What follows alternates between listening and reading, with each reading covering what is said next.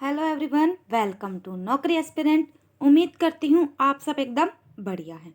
तो दोस्तों, SSC MTS exam 2023 के लिए हम आपके लिए लेकर आए हैं जीके और जीएस की टॉपिक वाइज क्लास।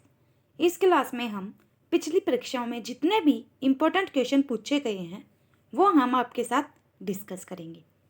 तो आज का हमारा टॉपिक है पृथ्वी, अक्षांश, देशांतर, कर्क और मकर रेखा। इससे रिलेटेड प्रीवियस पेपर में जितने भी इम्पोर्टेंट क्वेश्चन पूछे गए हैं वो हम आज आपके साथ डिस्कस करेंगे। तो हमारे साथ बने रहें। जिन्होंने अभी तक हमारे चैनल को सब्सक्राइब नहीं किया है वो चैनल को सब्सक्राइब करके बेल आइकन को दबाना न भूलें। साथ ही पीडीएफ और नोट्स के लिए आप हमारी वेबसाइट www.naukriaspirant.com पर विजिट कर सकते हैं। आप हमारे सोशल प्लेटफॉर्म के साथ भी जुड़ सकते हैं जिनके लिंक आपको डिस्क्रिप्शन में मिल जाएंगे। तो जल्दी से फटाफट वीडियो को शेयर कर दो, लाइक का बटन दबा दो। फिर अपने आज के सेशन की शुरुआत करते हैं। आज का हमारा फर्स्ट क्वेश्चन है, पृथ्वी की कौन सी बाहरी परत ग्रेनाइट संरचना के लिए कम घनी, मोटी और एंडेसिटिक है? बताइए तो कौन सी है? प्रावरण यानी मेंटल, समुद्री प्रॉपर्टी, महाद्वीपीय प्रॉपर्टी या बाहरी कोर? तो बताइए कौन सी है कमेंट करके। तो हमारा सही जवाब क्या हो जाएगा? ऑप्शन सी, महाद्वीपीय प्रॉपर्टी। आगे बढ़ते हैं। निम्नलिखित में से कौन सी पृथ्वी की बाहरी परत है जो जिग्सा पजल यानी कि चित्रखंड पहेली की तरह एक साथ विन्यासित प्लेटों से बनी होती है? मध्यमंडल, जैवमंडल, स्थलमंडल, दुर्बला तापमंडल? बताइए कौन सा है? बताओ इनमें से। तो हमारा सही जवाब क्या हो जाएगा? ऑप्शन सी, स्थलमंडल। नेक्स्ट क्वेश्चन है, निम्नलिखित में से कौन सी मुख्य विवर्तनिकी प्लेट है? कोकस प्लेट, अर्बेनियन प्लेट, प्रशांत महासागरीय प्लेट या नजका प्लेट? तो बताइए कौन सी है? हमारा सही जवाब है ऑप्शन सी, प्रशांत महासागरीय प्लेट। आगे बढ़ते हैं। हमारा नेक्स्ट क्वेश्चन है, खालिस्तान विवर्तनिकी प्लेट फिलीपींस व इंडियन प्लेट न्यू गिनी के उत्तर खालिस्तान के बीच स्थित है। Fiji, Nazca, Caroline, Cocos? बताइए कौन सा आएगा ऑप्शन? तो हमारा ऑप्शन आएगा सी, कैरोलिन। नेक्स्ट क्वेश्चन है, खालिस्तान विवर्तनिकी प्लेट दक्षिण अमेरिका और प्रशांत महासागरीय प्लेट के बीच स्थित है। तो ऑप्शन है कोकोस, कैरोलिन, फ्यूजी या नजका? बताइए तो क्या आएगा? Option C, Fiji. Next question है, निम्नलिखित में से कौन सा गोंडवाना लैंड का हिस्सा नहीं था? यूरोप, भारत, दक्षिण अफ्रीका, ऑस्ट्रेलिया? तो हमारा कौन सा ऑप्शन सही होगा? Option A, Europe.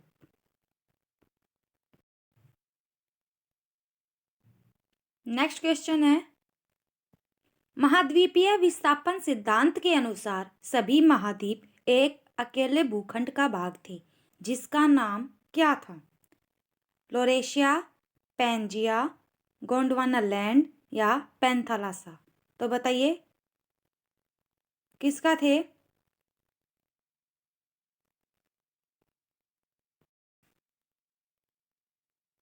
हमारा सही जवाब आ जाएगा ऑप्शन बी, पेंजिया का। आगे बढ़ते हैं। महाद्वीपीय बहाव सिद्धांत की प्रस्तावना किसने दी थी? Alfred Wegener, Alfred Warwick, Alfred Hanks, Alfred Main? तो किसने दी थी महाद्वीपीय बहाव सिद्धांत की प्रस्तावना? हमारा सही जवाब है ऑप्शन ए, अल्फ्रेड वेगेनर ने। नेक्स्ट क्वेश्चन है, महाद्वीपीय विस्थापन सिद्धांत के अनुसार सभी महाद्वीप एक भूखंड का भाग थे जो खालिस्तान नाम के एक विशाल महासागर से घिरे हुए थे। तो आपके पास ऑप्शन है पेंथा, लासा, गोंडवाना, पैंजिया, लोरेशिया। तो किसका था हिस्सा? हमारा सही जवाब है ऑप्शन ए, पैंथालासा। आगे बढ़ते हैं। वर्ष 1912 में महाद्वीपीय विस्थापन का सिद्धांत किसने प्रस्तावित किया था? C C Peterson, Nichols Copernicus, Alfred Wegener, Galileo Galilei. तो किसने दिया था? हमारा सही जवाब हो जाएगा ऑप्शन सी, अल्फ्रेड वेगनर ने। नेक्स्ट क्वेश्चन है, प्लेट विवर्तनिकी के संदर्भ में निम्नलिखित में से कौन सा कथन सही नहीं है? इन चारों में सही जो नहीं है हमें वो बताना है। तो आपके पास ऑप्शन दिए गए हैं। यूरेशियाई प्लेट काफ़ी हद तक महासागरीय प्लेट है, तो ये कथन गलत है। अगला है, प्रमुख टेक्टोनिक प्लेटें नई फोल्ड पहाड़ी रिजों, खाइयों या विच्छेदों से घिरी हुई है, ये एकदम सही है। टेक्टोनिक प्लेट्स क्षैतिज रूप से एस्थेनोस्फीयर के ऊपर चलती, ये भी सही है। पृथ्वी की सतह को 7 प्रमुख प्लेटों में विभाजित किया गया है, तो ये भी सही है। तो ऑप्शन ए आ जाएगा जो गलत है। आगे बढ़ते हैं।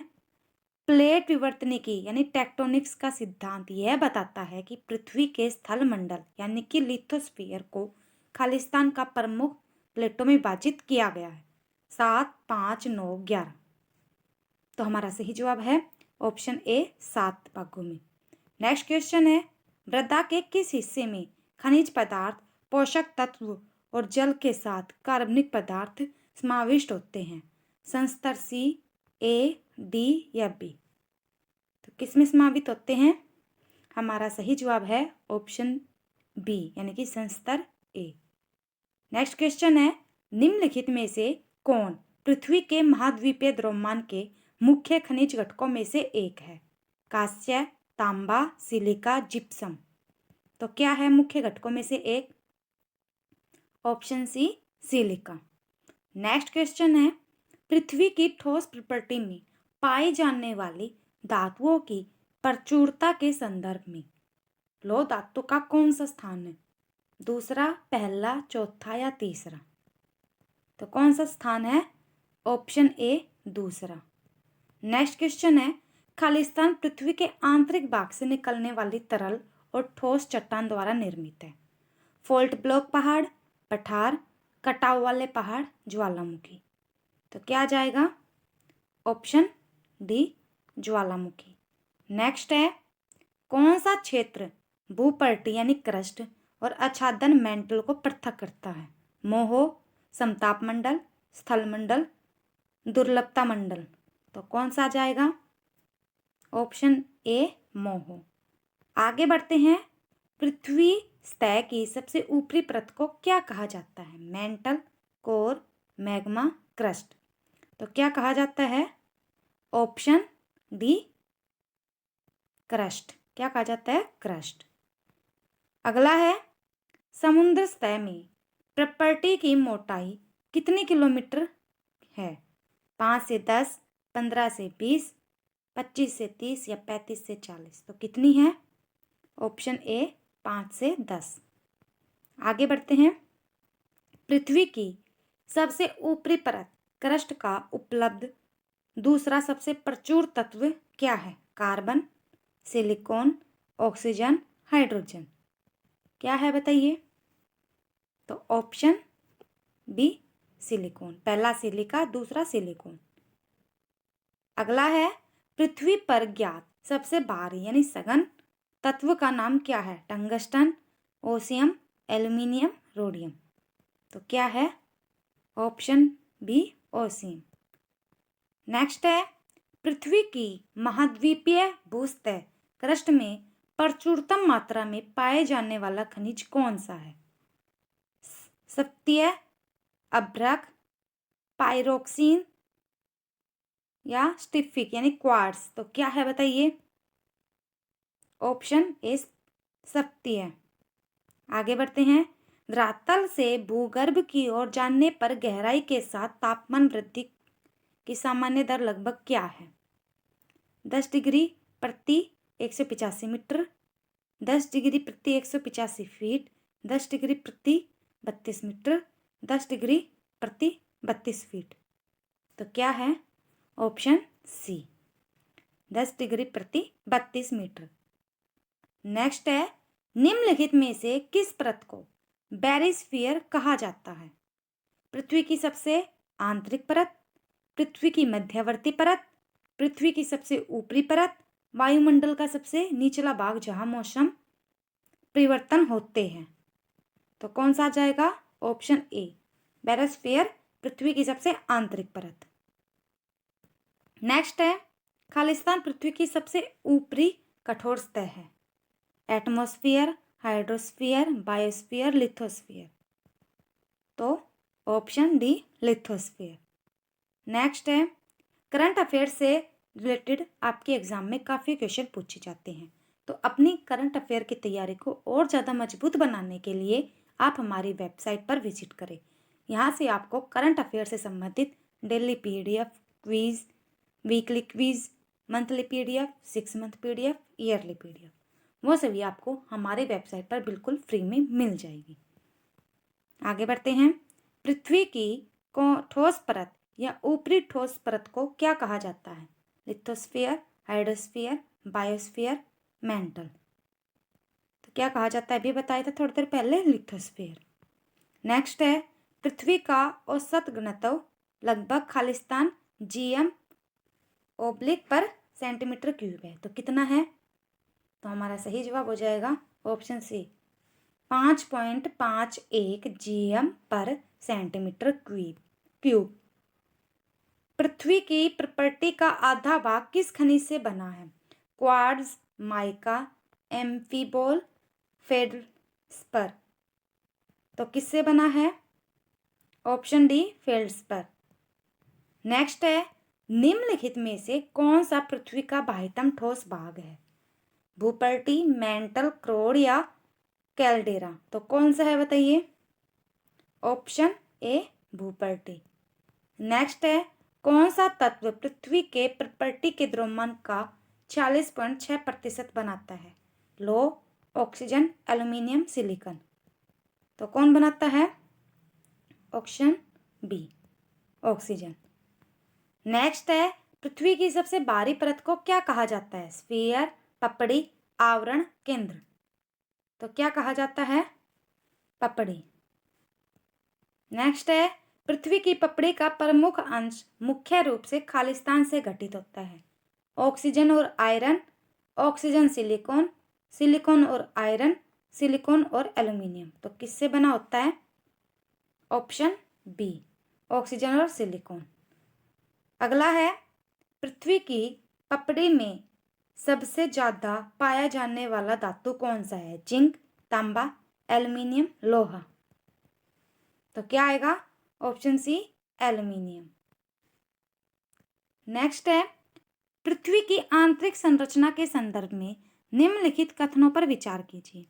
तो क्या दे रखा है? पृथ्वी की त्रिज्या 6370 किलोमीटर है। अगला है, आज तक का सबसे गहरा प्रवेदन आर्कटिक महासागर में कोला क्षेत्र में 12 किलोमीटर की गहराई तक किया गया है। और थर्ड है, भ्रंश के समांतर शैलें एक ही दिशा में गति करती है। तो बताइए कौन से कथन सही है? केवल 1 2, केवल 1, केवल 2 3 या 1 2 3 तीनों। तो क्या जाएगा? हमारा सही जवाब है ऑप्शन ए, 1 और 2 ठीक है। नेक्स्ट है, पृथ्वी की आंतरिक संरचना के संदर्भ में कथनों पर विचार कीजिए। अब ये बताओ। फर्स्ट है, पृथ्वी की क्रोड बहुत भारी पदार्थों से बनी है। अगला है, मेंटल मोह है, अशांत्य से आरंभ होकर 2900 किलोमीटर की गहराई तक पाया जाता है। मेंटल के ऊपरी भाग में पाए जाने वाले पदार्थ को मैग्मा कहते हैं। तो बताइए तीनों में से कौन से सही है? तो ऑप्शन सी, तीनों ही सही हैं। पृथ्वी की पपड़ी के में मुख्य रूप से खालिस्तान शामिल होते हैं। Bauxite, manganese, silica, iron. तो क्या शामिल होते हैं मुख्य रूप से? हमारा सही जवाब है ऑप्शन सी, सिलिका। नेक्स्ट है, पृथ्वी के कोर यानी केंद्रीय भाग को और किस नाम से जाना जाता है?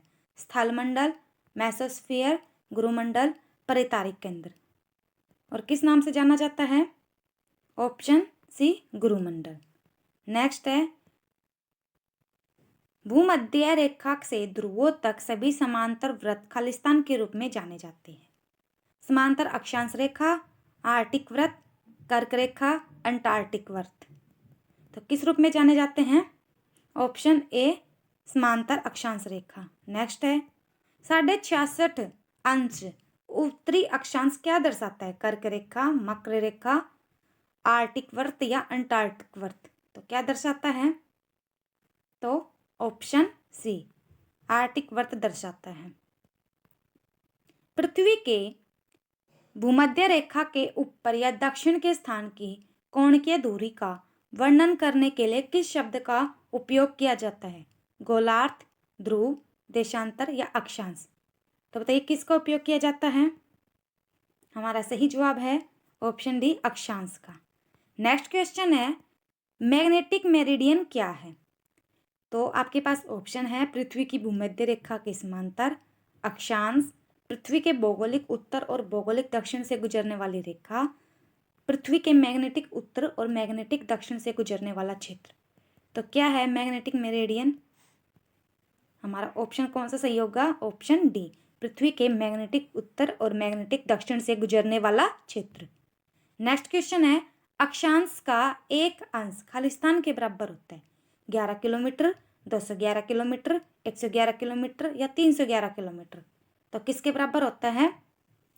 Option C 111 kilometre.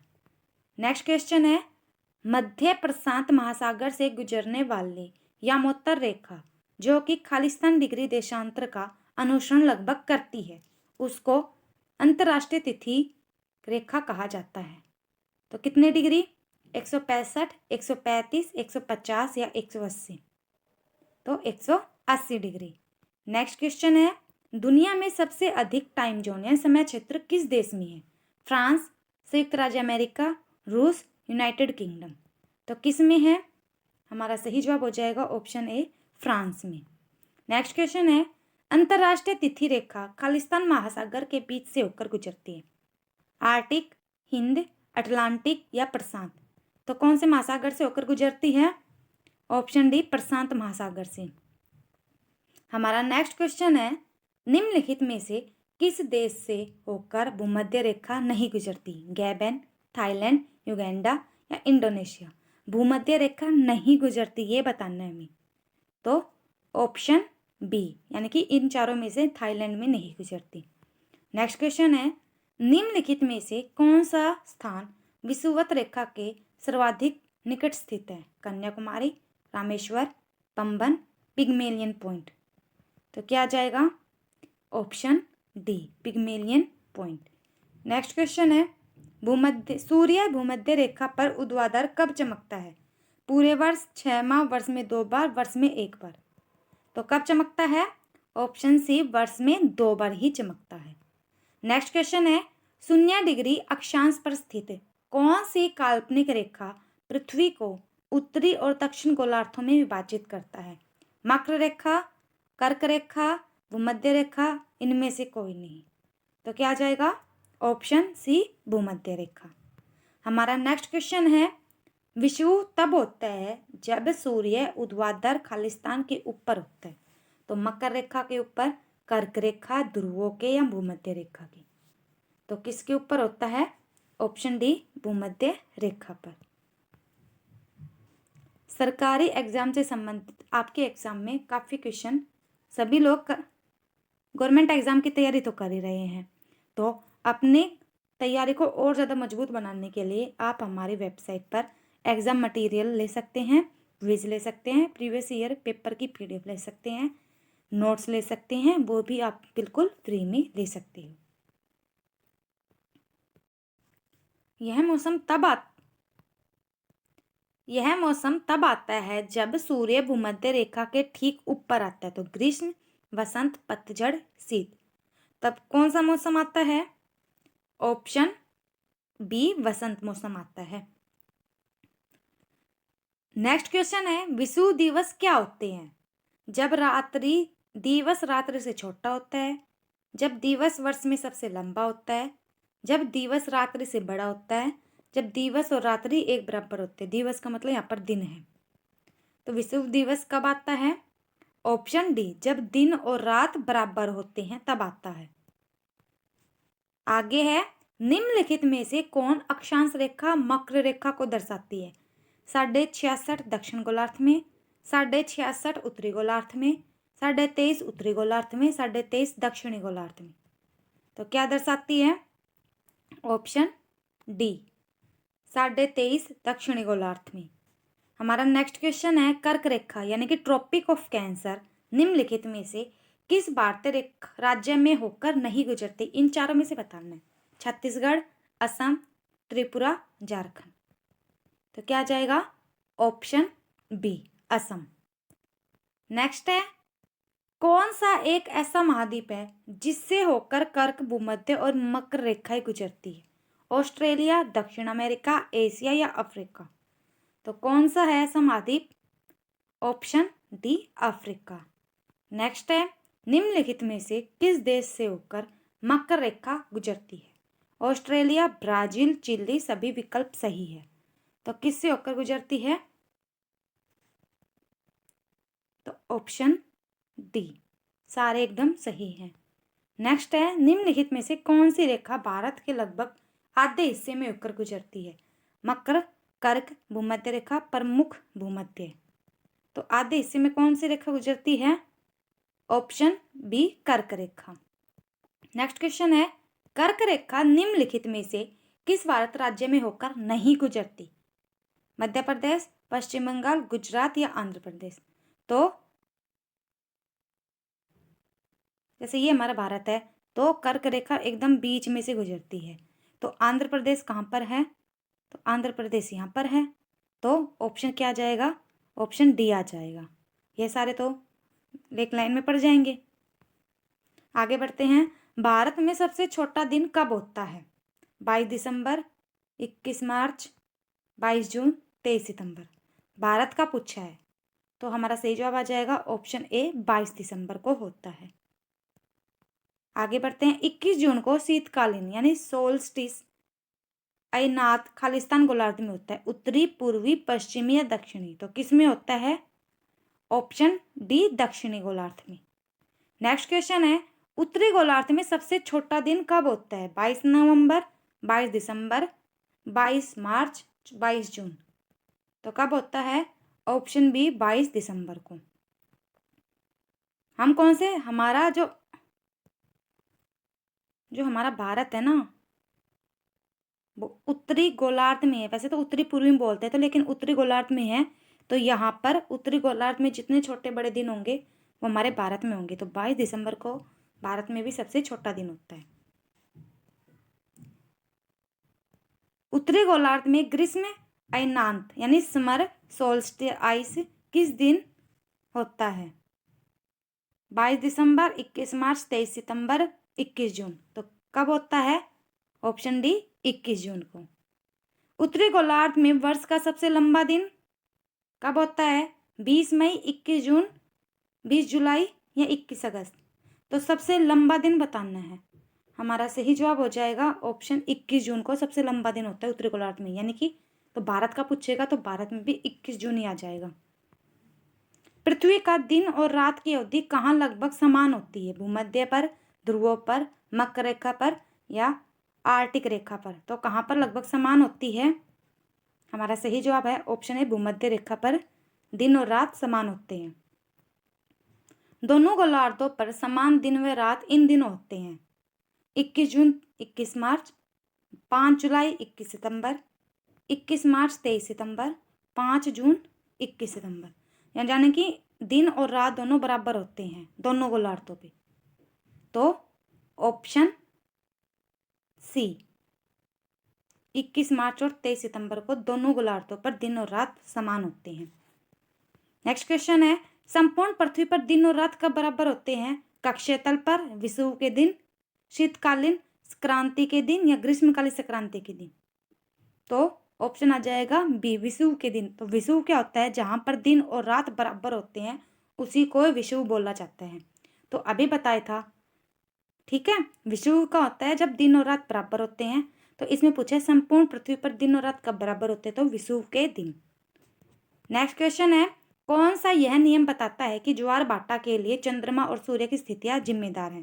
गुरुत्वाकर्षण का नियम, अपवर्तन का नियम, जड़ता का नियम, परावर्तन का नियम। तो कौन दर्शाता है? गुरुत्वाकर्षण का नियम। आगे बढ़ते हैं। ज्वार की घटना के लिए जिम्मेदार सबसे शक्तिशाली बल है? समुद्र के पानी का विभेदी तापमान, सूर्य का गुरुत्वाकर्षण बल, कोरियोलिस बल, चंद्रमा का गुरुत्वाकर्षण बल। तो क्या है? ऑप्शन डी, चंद्रमा का गुरुत्वाकर्षण बल। हमारा नेक्स्ट क्वेश्चन है, समुद्र में अधिकांश ज्वार भाटा किस कारण आता है? तो बताइए। पृथ्वी का वायुमंडलीय प्रभाव, पृथ्वी पर शुक्र का गुरुत्वाकर्षण प्रभाव, पृथ्वी पर सूर्य का गुरुत्वाकर्षण प्रभाव, पृथ्वी पर चंद्रमा का गुरुत्वाकर्षण प्रभाव। तो किस कारण आता है? ऑप्शन डी, पृथ्वी पर चंद्रमा का गुरुत्वाकर्षण प्रभाव। नेक्स्ट है, ज्वार के बारे में निम्नलिखित में से कौन सा कथन असत्य है? जब चंद्रमा अपने पहले और अंतिम चतुर्थांश में होता है तो ज्वार उत्पन्न होता है। ये बात एकदम गलत है। निम्न ज्वार को नीप ज्वार भी कहा जाता है, सही है। पृथ्वी की सतह पर सूर्य और चंद्रमा द्वारा आपतित गुरुत्वाकर्षण खिंचाव के कारण, ये भी सही है, ज्वार उत्पन्न होता है। पूर्णिमा और अमावस्या के दिन वसंत ज्वार आते हैं। तो ऑप्शन ए गलत हो जाएगा। आमतौर पर वृत्त ज्वार भाटा और लघु ज्वार भाटा के बीच खालिस्तान जिदन का अंतराल होता है 2, 4, 9, 7। तो ऑप्शन डी 7। नेक्स्ट है, लघु ज्वार भाटा नीप टाइड कब आता है? तो कब आता है? हमारा सही जवाब हो जाएगा ऑप्शन ए, जब सूर्य और चंद्रमा पृथ्वी पर समकोण होते हैं तब। समकोण यानी कि 90 डिग्री पर होते हैं तब। वसंत ज्वार तब आते हैं जब क्या होता है? तो जब चंद्रमा पृथ्वी और सूर्य एक रेखा में होते हैं तीनों। जब चंद्रमा सूर्य और पृथ्वी एक रेखा में यानी कि 180 डिग्री पर। आगे बढ़ते हैं। उच्च ज्वार के समय किस देश का 40% क्षेत्र समुद्र तल से नीचे होता है? Denmark, Norway, Finland, Netherland. तो ऑप्शन डी, नीदरलैंड। नेक्स्ट है, यदि कोई समुद्री तट मंगलवार को सुबह 5 बजे ज्वार से प्रभावित होता है तो यहाँ संबंधित किस समय अगला ज्वार आएगा? मंगलवार सुबह 11:13 पे, मंगलवार शाम 5:25 पर, मंगलवार शाम 7 बजे, बुधवार शाम 5 बजे। तो कब आएगा? मंगलवार की शाम को आ जाएगा 5:25 पर, अगर सुबह 5 बजे प्रभावित होता है। तो ये था आज का हमारा सेशन। कैसा लगा कमेंट में ज़रूर बताना। वीडियो को लाइक करना, शेयर करना और कमेंट करना ना भूले, और चैनल को सब्सक्राइब कर देना जिन्होंने अभी तक हमारे चैनल को सब्सक्राइब नहीं किया। Thank you everyone. Bye bye, take care.